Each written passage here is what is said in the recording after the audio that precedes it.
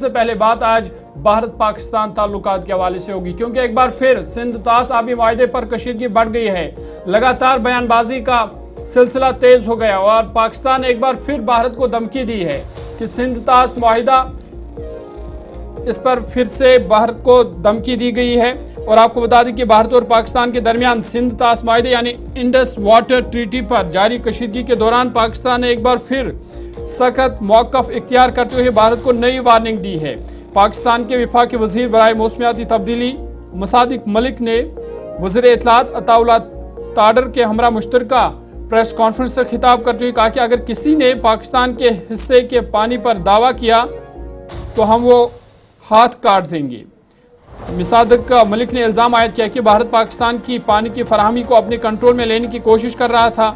ان کا کہنا تھا کہ پڑوسی ملک کی قیادت یہ کہہ رہی ہے کہ پاکستان کی جانب پانی کا ایک قطرہ بھی نہیں دیا جائے گا، تاہم پاکستان اپنے آبی حقوق کے تحفظ کے لیے ہر ممکن اقدام کرے گا۔ اس سے پہلے آپ کو یاد ہوگا کہ اس سے پہلے بھی جو وزیر دفاع پاکستان کے خواجہ آصف، ان کا اس پر ایک بیان سامنے آیا تھا اور جنگ کی دھمکی انہوں نے دی، اور اب اس میں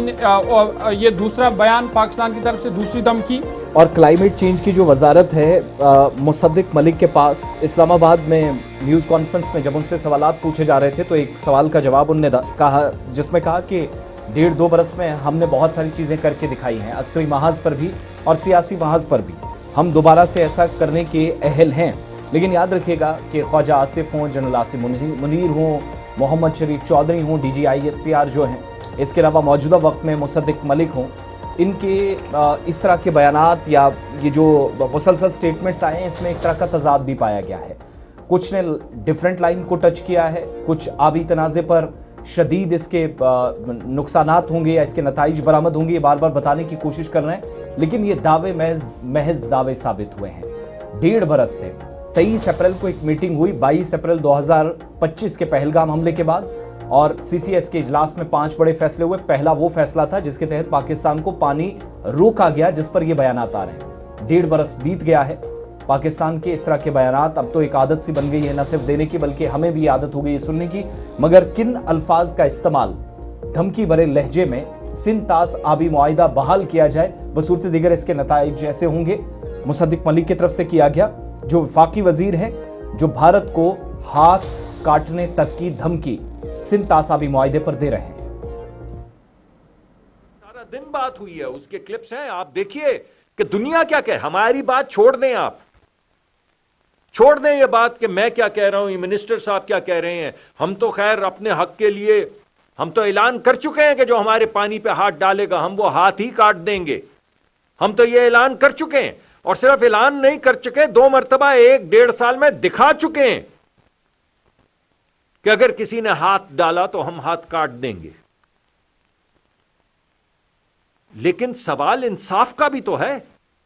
ہم تو اپنے آپ کو بچا لیں گے۔ ہماری تو جو افواج ہیں انہوں نے 2 مرتبہ سیسا پلائی دیوار بن کر کھڑے ہو گئے، اور دونوں مرتبہ انہوں نے دکھایا کہ پانی نہیں، ہم تو ہوا کے اوپر بھی ہاتھ ڈالو گے تو ہوا تمہارا ہاتھ پکڑ لیں گے۔ لیکن باقی دنیا کے ممالک، باقی دنیا کے غریب لوگ، کیا یہ حق سب کو مل گیا ہے کہ اوپر کے رہنے والے لوگ ڈھلان میں رہنے والے لوگوں کا پانی روک سکیں گے؟ کیا یہ حق دے دیا گیا ہے دنیا کو کہ ہر ملک جو ڈھلان پہ ہے، جس کو آپ سارا دن بات ہوئی ہے، اس کے کلپس ہیں۔ وزیر بات کر رہے تھے، اور یہ بیانات تب آئے ہیں جب بھارت کی طرف سے پی او جے کے اندر گلگت اور آس پاس کے علاقوں میں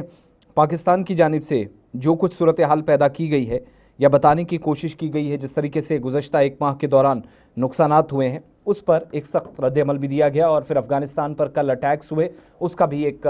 جو ہے وہ بھارت کی طرف سے آنے والے سوالوں کی طرف سے یا جو رد عمل آیا ہے اس کے بعد یہ سٹیٹمنٹس دیے جا رہے ہیں۔ بہرحال بیانات مسلسل آ رہے ہیں، لیکن کتھنی اور کرنی میں زمین آسمان کا فرق ہے۔ یہی وہ پاکستان ہے جس کے بیک ڈور ڈپلومیسی